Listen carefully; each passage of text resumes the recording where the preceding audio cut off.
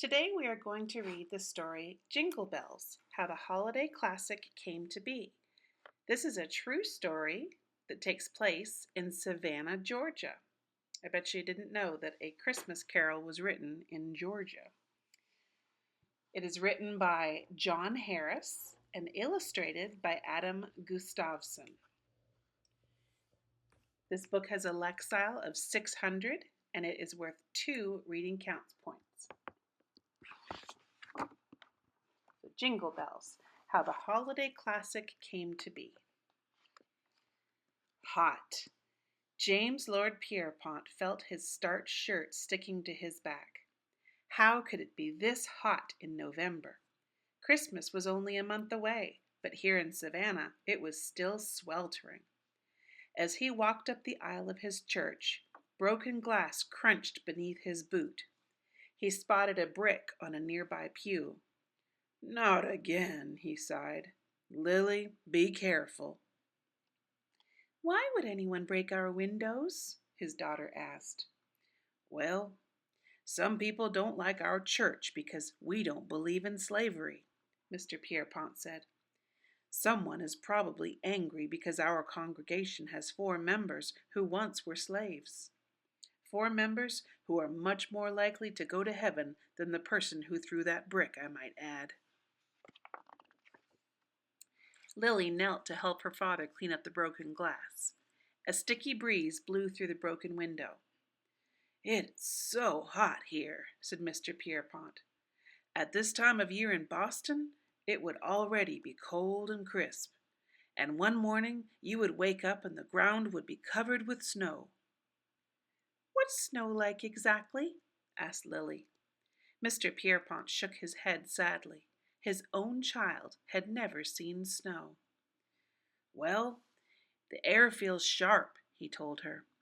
"You can see your breath. There's nothing in the world like sitting in a snug little sleigh beside a friend, watching the snow-covered world race by. You'd have a nice warm brick at your feet, not one crashing through." The door opened then, startling them both. "Why, Mr. Pierpont, I had no idea you'd be here." A stately woman stood in the doorway. Behind her, almost hidden from view, was a little girl with deep brown skin. Pierpont smiled. He admired this woman. 4 years earlier, she had taken the child into her home. "Good afternoon, Mrs. Fitzhugh, Miss Esther. Take care not to step on the broken glass." "What happened, Mr. Pierpont?" Miss Fitzhugh asked. "Another brick through a window, I'm afraid." "Oh my," she said. "I don't understand how some people can be so mean-spirited, especially at this time of year." Mr. Pierpont sighed and turned to Esther. "I like the flower in your hat," he said with a wink. "Just like someone else's." Esther gave him a shy smile. "I hope we're not interrupting," said Mrs. Fitzhugh. "We're here to pick up the flower vases." Pierpont seemed puzzled. "For the Thanksgiving concert?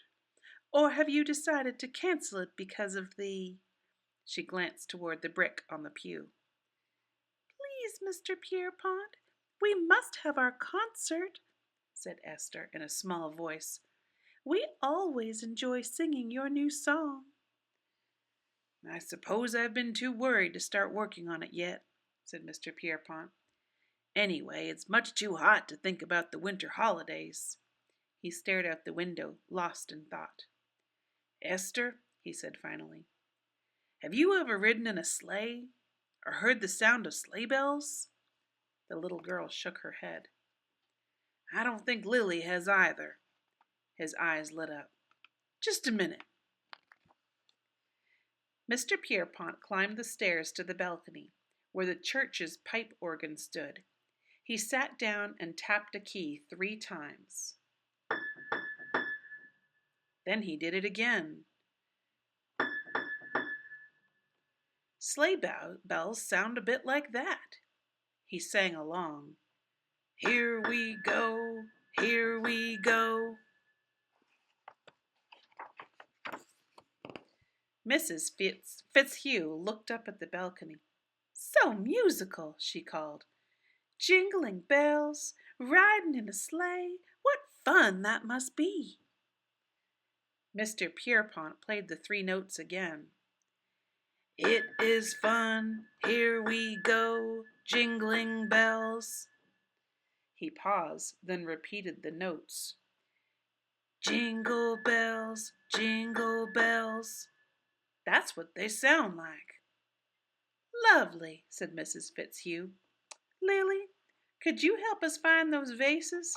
I think your father has work to do. Mr. Pierpont played 3 notes, this time a little higher.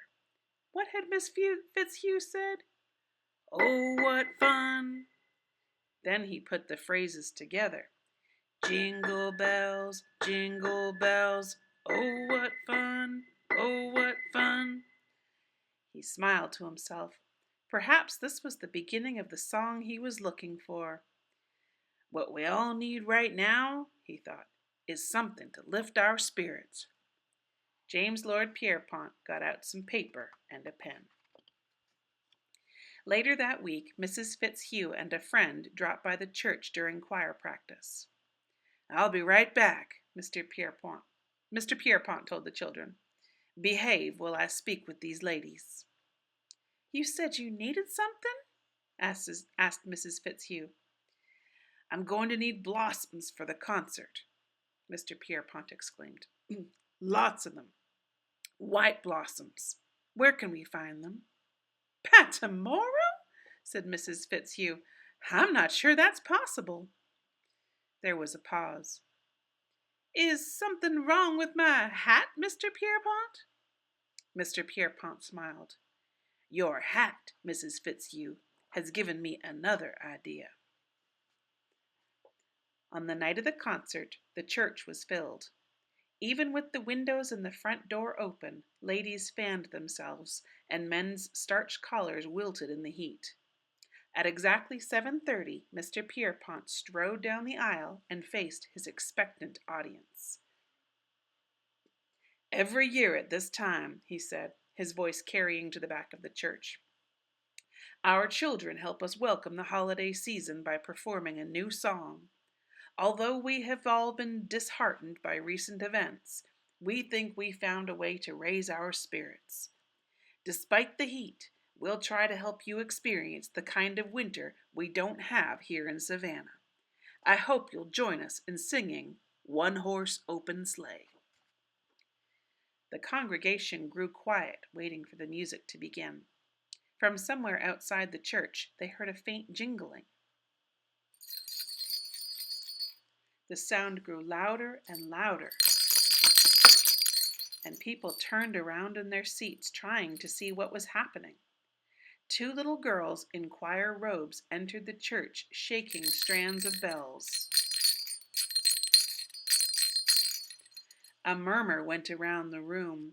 How adorable! Aren't they beautiful? Mrs. Fitzhugh raised her hand to her mouth. Her little Esther looked so happy. The girls reached the front of the church and slowly turned to face the congregation. 8 other children, each one holding a small bag, filed in and took their places behind them. From the organ loft, Mr. Pierpont called down to the congregation. This is the chorus of our new song. You'll only have to hear it once before you know how it goes. He played several notes by way of introduction, and the children began to sing.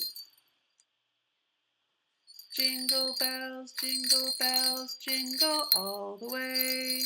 Oh, what fun it is to ride in a one-horse open sleigh.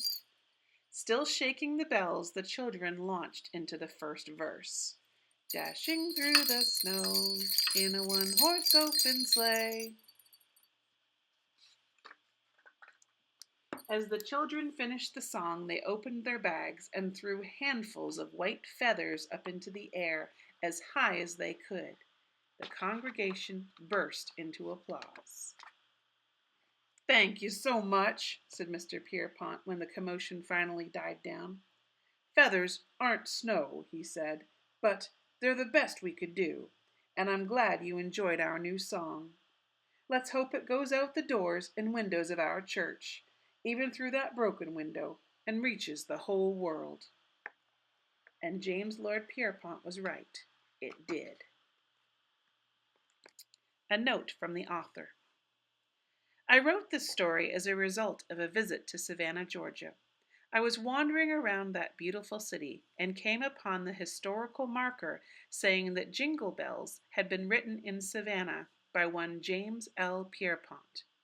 Now this, I thought, is interesting. Such a song in such a place. A story was begging to be written. I did a little investigating and discovered that there are at least two versions of what had happened. Some people claim that James Lord Pierpont, a prolific songwriter, wrote Jingle Bells in Medford, Massachusetts. He was born in Boston. Others say Mr. Pierpont wrote it in Savannah, where he was serving as the music director at the Unitarian Church in Oglethorpe Square. I side with the second group, obviously, and most other people do too. But wherever it may have been written, it was probably composed in the 1850s, because Mr. Pierpont copyrighted the song in 1857. This places its composition shortly before the Civil War. If Jingle Bells was written in the South by a Unitarian from the North, the Unitarians were pretty staunch abolitionists. If James Lord Pierpont had a young daughter named Lily, he did, and if Savannah was experiencing a heat wave at Thanksgiving, which is when some people think Mr. Pierpont wrote the song, in my mind, one if led to another, and this book is the result. I'm not a historian and don't claim to be one. The nice people at the Unitarian Church in Savannah showed me around and answered questions, and I hope they don't mind that I took a few liberties with the stories I heard. All I've really tried to do is remind the reader that a small and unexpected chain of events can provide the inspiration for something much bigger. In this case, a song that the whole world knows and loves.